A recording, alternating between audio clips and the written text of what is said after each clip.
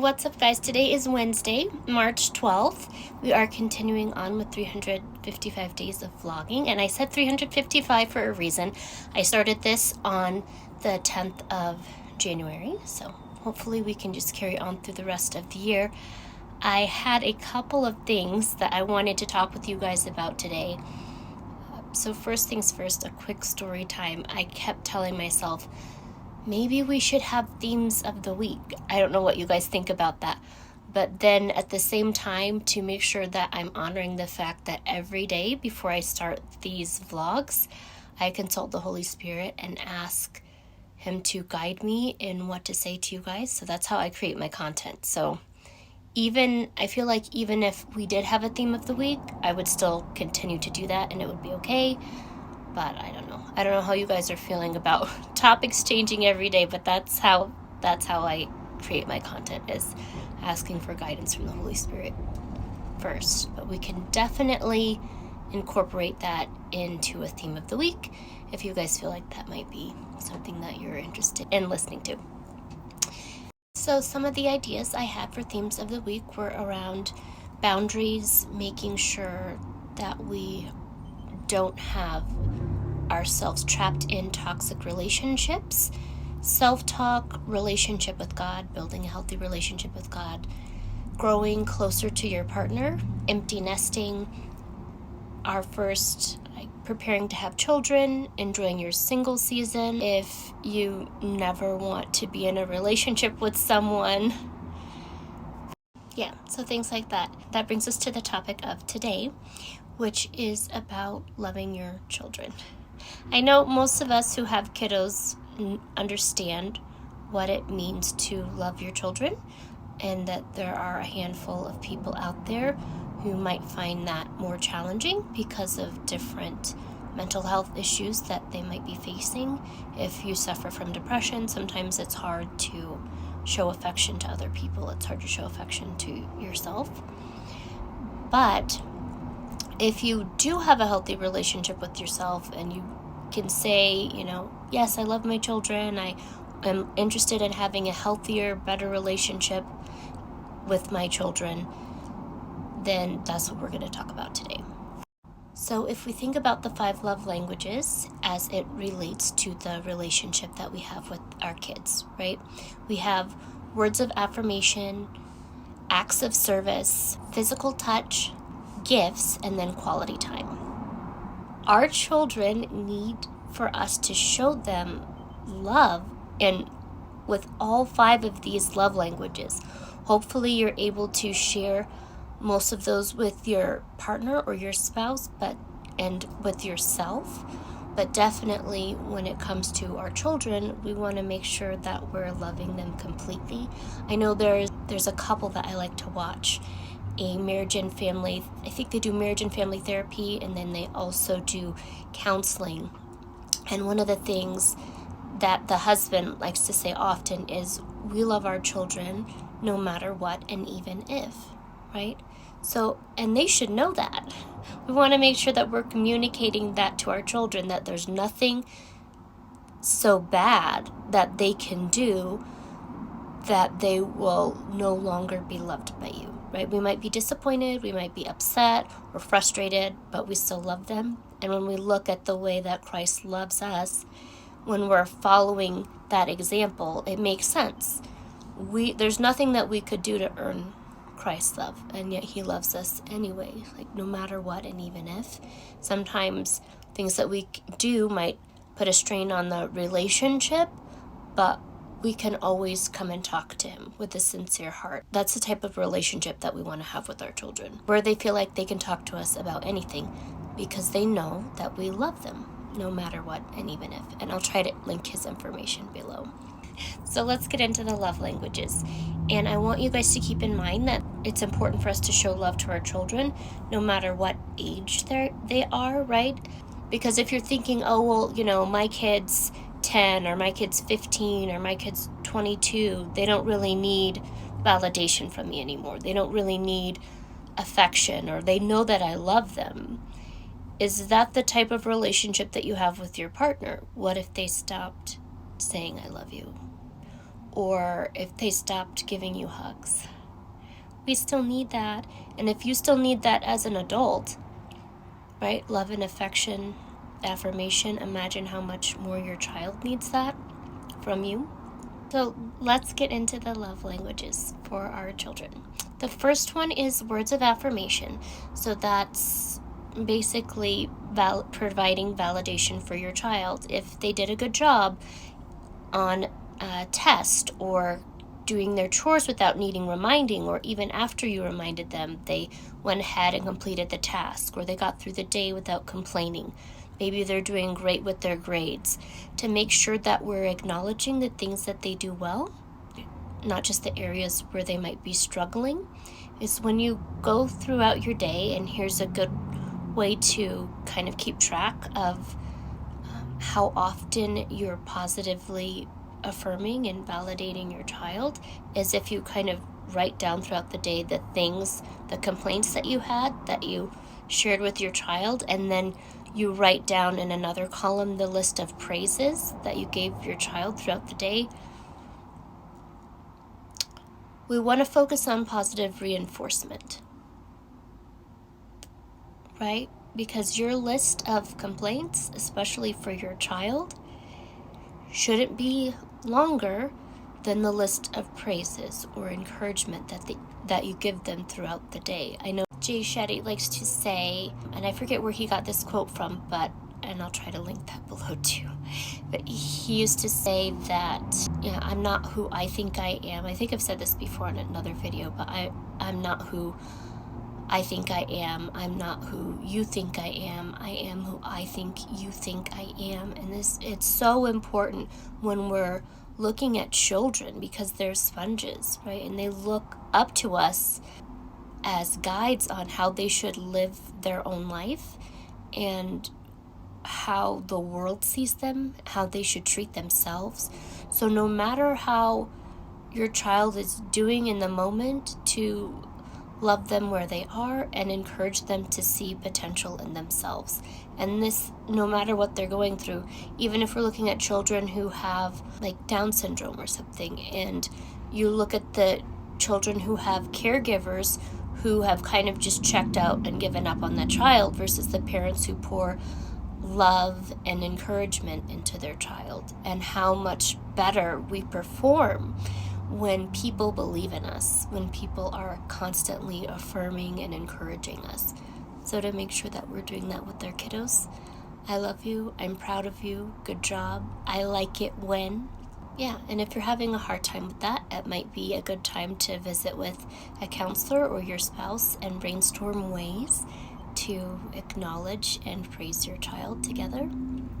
That brings us to love language number 2 with your child, is acts of service. So this can be a challenging one for some parents. I know sometimes we like to say, and my husband was talking with me about this earlier, how he would like for us to make sure that we're modeling when we want our daughter to behave a certain way, that we are leading by example. So this is something that we try to work on together, so that she knows we're not just, being bossy or trying to be dictators. We want her to succeed. And the things that we're asking her to do isn't because we're trying to be mean. It's because we want her to do well, and we also have those same standards for ourselves. So even if you're looking at telling your child that they need to clean the house and pick up the house, you're doing that with them. Or maybe you tell your kiddo, hey, I need you to clean your room. Maybe at least once or twice you could clean the room with them. And I know I've heard parents say before, well, it's my child's job to clean their room. It's not my job to do this or that. But if we look at the life of Jesus and coming to serve, that he served us, that we should have a mind to serve others, especially those that we love in our home, our children. Because if we can serve them, it helps teach them how to serve others. And developing a character trait in your child where they can really hone in on the acts of service and fall in love with giving back to other people without expecting something in return is great for their mental health as well. So it can combat anxiety, depression, it can help alleviate comparison because they're less focused on themselves and how other people are viewing them, but more focused on serving someone else. It's a humbling experience. And then I would encourage you guys to, if you have an opportunity to serve in your community, to invite your children or the family to come do that with you. The next love language is physical touch. We talked about this a little bit in the beginning of the video, but no matter how old your child is, this is something, or that my older sister reminded me of a few years back. She said, "How often do you hug Stacy?" And I said, "Well, I hug her all the time, and I'm thinking, yeah, I hug her at least like a few times a week. And she said, "You need to hug her more." And I think it's easy to narrow down affection and physical touch to, okay, that's just something that you do with the person you have an intimate relationship. That's just something you do with your husband or your wife. That's not really something that you do with anyone else. But the more I grew, the more I started to grow in my personal growth and development journey, the more I realized the love that I was withholding towards other people was the same love I was withholding from myself. I was watching this video one day, and the person on the other end of the screen said to give yourself a hug and a kiss. And it was really hard for me to do it. And it's strange because my mom would say that often, give yourself a hug and a kiss for me. And I would just say, okay, and I wouldn't really do it. And then I saw that video, and it took me a couple days, but I finally gave myself a hug and a kiss, and I started crying because I had been withholding love from myself. And in that moment, I had surrendered to say, okay, I'm worthy of this. It's okay. And in that moment, too, it still took me 2 days, but it was okay for me to give myself a hug and a kiss that one time because no one was there to see it. And we don't want our children to grow up that way. We want them to be able to love themselves when other people are there, and even when no one's around, to love themselves. And that starts by you being able to love yourself and love them, to show them that they deserve that every day. Not just because it's their birthday or they did something right, not just because they're 5, but even at 15 and 16 and 22.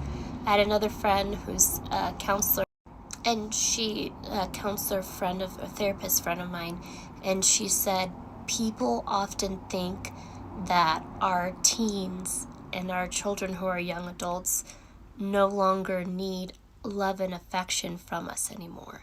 And she said that she feels like they need it even more, right? Because when we enter into adolescence, our hormones change. We're going through so many of these changes, preparing for adulthood, and we are facing uncertainty about who we are, our identity, what the future looks like for us. And we need validation from the people who are supposed to love us the most, that we're going to be okay and that they love us. And it's okay to love ourselves, right?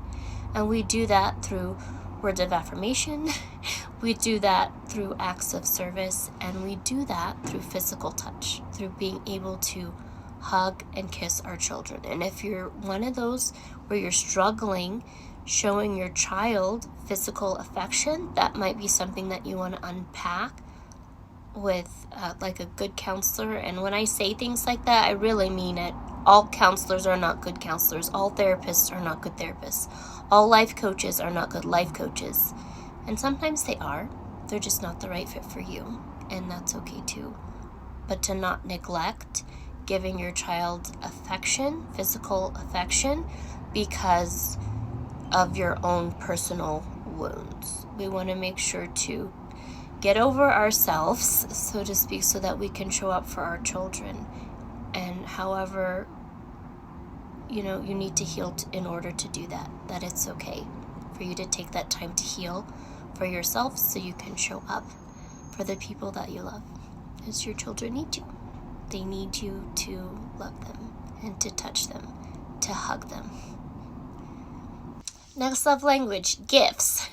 You might have a kiddo that appreciates this more than others. I know this is not on my daughter's top list of things that she appreciates when it comes to love languages. Hers are quality time and words of affirmation. She also enjoys physical touch, but she could care less sometimes about gifts unless it's something that she says she wants, but it still doesn't need to be over the top. And to make sure, especially if as a parent your love language is gifts, to recognize that giving your child gifts doesn't replace other ways of showing love. So, I got my kid a car. I don't need to say I love you. I'm always getting them something. I got my kid a new wardrobe, or I spent $500 on their clothes or their shoes. I pay for them to travel the world, but I don't hug them. Children need to feel love from their parents with all 5 of these love languages. If you're not doing that, you're missing something. And that means that in some way or another, they're feeling that lack of love because it's being withheld from them. Or maybe you're thinking, oh no, I show my child love or I show my children love in all of those other love languages, except for gifts. To consider maybe to get your child a gift that they would appreciate. It doesn't have to be extravagant or expensive, but something that shows that you have taken the time to get to know them and what they like, what they enjoy doing, what their interests are, and then incorporate that in the form of a gift for no real reason. It doesn't need to be just on their birthday or Christmas, just something to say, I'm thinking about you, I see you, I know you, I love you. And then the last love language is also a very important one that we want to make sure we're showing our children is around quality time. And this can help if you're looking at, I don't know what kind of gifts to get my child. I'm not sure what my child's love languages are. If we're spending time with them, it will help us get to know them in a way that we hadn't known them before. It will help strengthen your relationship. If you find that your child is not wanting to share things with you, if they are rebellious when you ask them to do something, it might be because maybe we're being hypercritical. Maybe we're condemning and complaining more than we're building them up and lifting them up. But yes, if we're focusing on words of affirmation, if we're focusing on being attentive with when our child is speaking and taking the time out to spend with them to get to know them better, it will strengthen the relationship that we have with them. Just like when we take out the time to spend with God and get to know Him better, it strengthens the relationship that we have with God and the relationship that we have ourselves. And then when our children see that, it strengthens the relationship that our children have with God and the relationship that our children have with themselves.